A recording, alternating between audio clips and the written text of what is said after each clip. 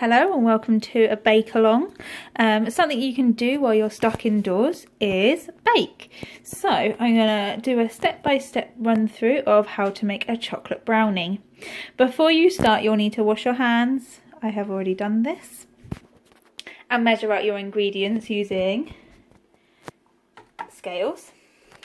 So to start off with, you will need 185 grams of butter, 185 grams of dark chocolate, 85 grams of plain flour, 40 grams of cocoa powder, 50 grams of white chocolate, 50 grams of milk chocolate, 275 grams of caster sugar, and 3 large eggs. So as well as your ingredients and your scales, you will also need some other utensils. So you'll need a heat-proof bowl. I've got 3, but if you have 1, that's okay. Then you'll need either I'm going to use a saucepan. If you don't have a saucepan or you don't want to use your hob, then you can use the microwave. That's a little bit safer. If you are using your microwave, then be sure to have some cling film. You'll also need a square or rectangle tin to put your brownies in. And a chopping board and sharp knife. You will need an adult to help you with this section, so I will let you know when you need to ask your adult for help. Then you'll need either some baking parchment or butter, an electric whisk. If you haven't got an electric whisk, then you can use a handheld whisk, and a wooden spoon. So to start off with, I'm going to fill my saucepan up with water. Now it only needs to be, I don't know whether you can see, about 1/4 of the way. We don't want it full to the top because we're going to set our glass bowl on top. I'm going to turn this on. Please ask an adult to help. If not, this is the point where you'd be using your microwave. Okay, so I'm going to put the glass bowl on top. It has to be heat proof, so if you don't have a glass bowl, that's okay, but as long as it's heat proof. Okay, now you can see the bowl's starting to get nice and hot, and I've turned the heat down a little bit. I'm going to add 185 grams of butter and 185 grams of my dark chocolate. If you were doing this in the microwave, you put some cling film over the top and put it in your microwave for a couple of minutes at a time, stirring in between. If you're with an adult, then you can use your hob like me and stir with your wooden spoon and keep stirring so it doesn't burn. Okay, so now as you can see, my chocolate and butter are all melted and mixed together. I'm going to turn off my heat. I'm going to put an oven glove on, or I would rather you ask a responsible adult to take your chocolate off the hot water, because you can see that's really hot, and we're going to leave that to cool a little bit. Get your adult to tip your hot water away down the sink. So down the sink it goes, nice and carefully, and out of harm's way.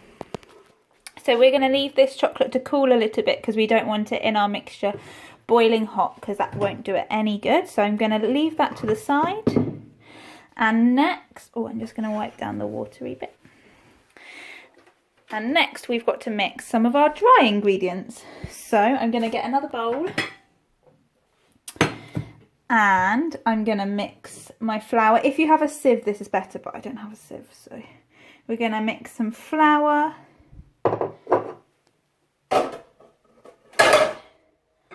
And our 40 grams of cocoa powder.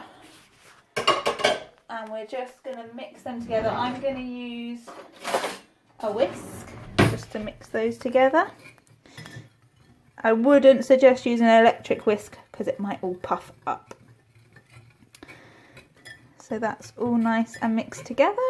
And make sure there's no big lumps in there, because otherwise it will get all lumpy when we come to mix it further. I'm going to turn on my oven to 180 degrees. Okay, so now we're going to chop our 50 grams of milk chocolate and 50 grams of white chocolate together. We're going to ask our adult or our helping hand to chop this for us. So ready, steady, go. So now it's nicely chopped. You could alternatively probably use chocolate chips, but this is a much chunkier way to do it. I've cracked my eggs in the bowl and I'm just adding the caster sugar.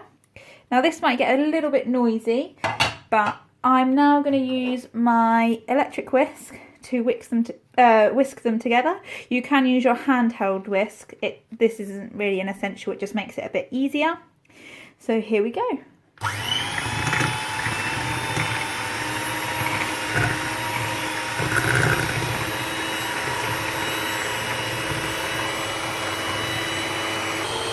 So turn that off.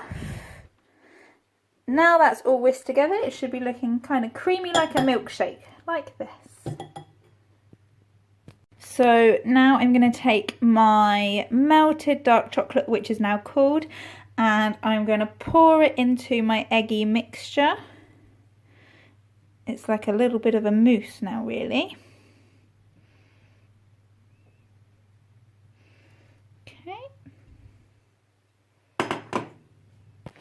Now, using my wooden spoon from previously, I'm now going to fold that in together. So we're not mixing, we're folding. If you have a rubber spatula, this is really good at fold. That makes it a lot easier, but I don't.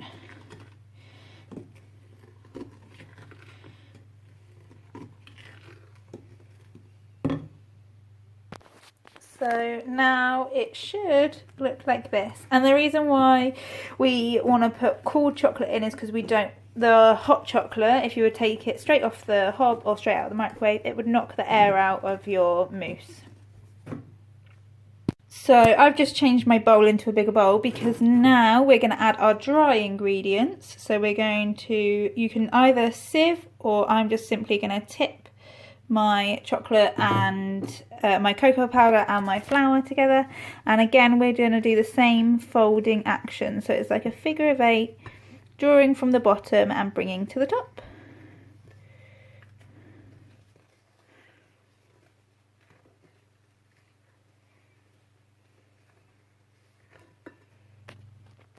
So now your mixture should look like this. It's quite dark and gooey. Looks lovely. Okay, so now we're going to add our chocolate chunks in.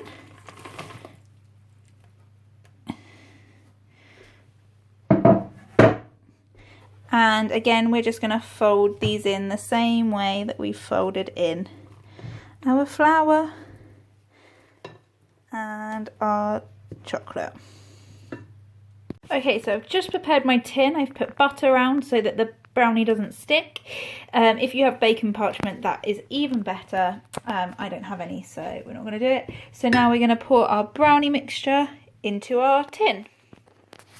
Voila! Now it's in the tin. I'm going to put my oven glove on, or ask an adult to put those brownies in my preheated oven in the middle. And I'm going to set the timer for 25 minutes. And then when the buzzer goes off, hopefully they'll be ready. In the meantime, you can help by doing the washing up. Okay, so I've done the washing up, and now as you can hear, my beeper is going off, so I'm going to turn the alarm off. This is where you'd ask your adult to open the door of the oven. Whew. Oh, getting all smoked up. Now you want to pull your tray out a little bit and just make sure so that it doesn't wobble in the middle, which ours isn't doing. So I'm going to take that out using, well, you should use 2 hands. Filming.